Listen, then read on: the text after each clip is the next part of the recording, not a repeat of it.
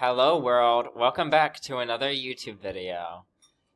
So today we will be talking about how to land that first customer by simply offering a hand. So, next slide.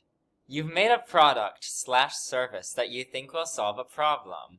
You've identified a few prospects who you think face that problem, and you've sent them an email or called them to explain your solution. They're hesitant. They don't trust you. You receive a rejection. What went wrong? Their problem? Your product. Your customer has to make a too big of a mind leap to get on the same page as you.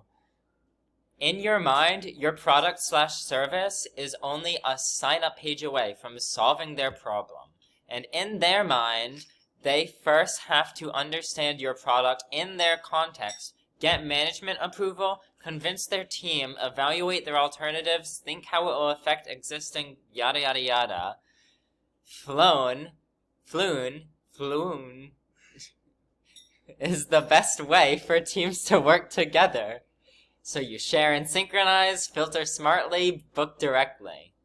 Discover why. Sign up at... Wait, is this an ad? How to leapfrog. Just a piece. Start by offering the most simple and basic help you can. Just a little piece of your entire product.